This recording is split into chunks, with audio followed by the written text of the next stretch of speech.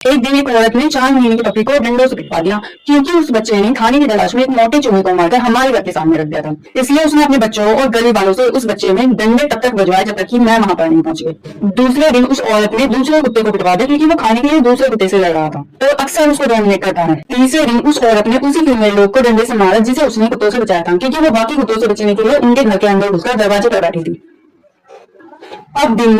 अब कुत्तों को दिन में कई बार छोटी छोटी बातों पर इनका और मोहल्ले वालों का डंडा खाना पड़ता था। तो एक दिन तो मोहल्ले वालों ने हद ही कर दी।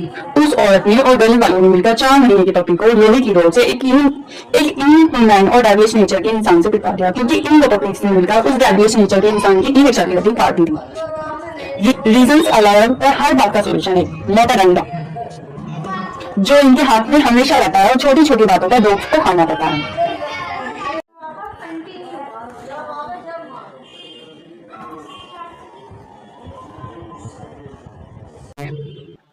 ईश्वर ने जब इंसानों को बनाया तो तोहफे में जानवरों से अधिक बुद्धि इसलिए नहीं दी कि आप उनके बच्चों पर अत्याचार करो, बल्कि इसलिए कि आप इसका सही इस्तेमाल करो।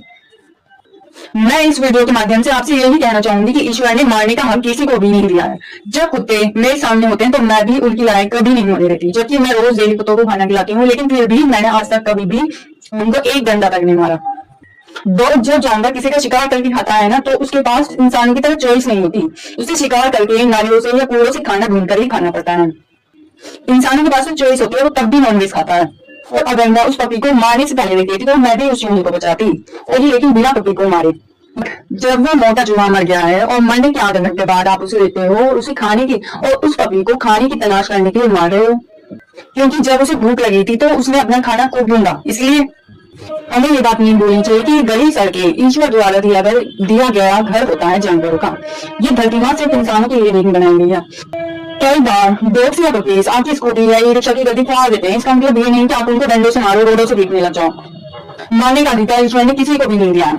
जानवरों के लिए मटेरियलिस्टिक चीजों की कोई वैल्यू नहीं होती। उनको नहीं पता होता कि एक गाड़ी की जो उसने पाई है वो किसकी है, उसका क्या मूल्य। वो खेल में कई बार बहुत सारी चीजें फाड़ देते हैं। अगर एनिमल लवर के साथ ऐसी कोई सिचुएशन होती है तो वो उस पपी को या डॉग को बड़े प्यार से समझाता है और अपनी ह्यूमन इंटेलिजेंस पावर का उपयोग करके उस सिचुएशन का या उस प्रॉब्लम का सोल्यूशन निकाल लेता है। तो डॉग हेटर्स के पास तो एक ही सोल्यूशन होता है, वो है मार या जान से मार डालना, जैसा कि ये जनाब यहाँ पर कह रहे हैं।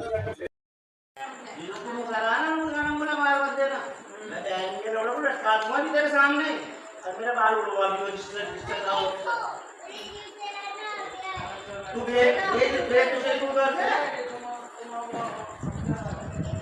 अपनी मार के तू आप मैं नहीं बैठा हूं, मैं तो आप जाने के लिए अंदर अब तुझे मार के जाऊंगा मैं। अरे बात पड़वा ली हो, उसका क्या मैटर है? वैन का बड़ा नुकसान मेरा बड़ा मुझे बता। अरे चोद रहा मेरे रात रोड में लगा मैं ना 5 बहन के रोड में साल की मार 1,000-1,500 रुपये भी लगाए थे।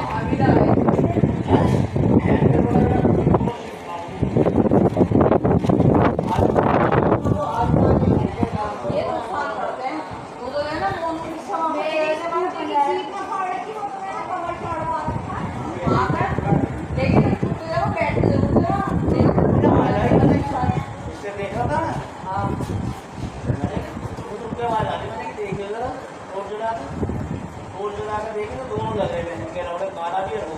हाँ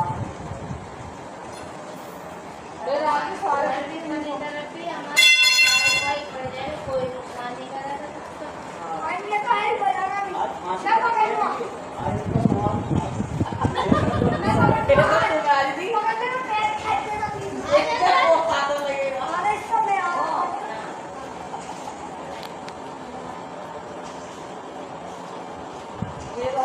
how inhuman behaviour is this.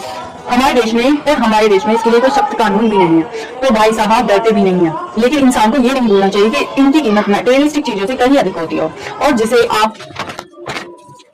आप जीवन दान नहीं दे सकते उसको आपको मारने का भी अधिकार नहीं है। यह अधिकार केवल ईश्वर का है।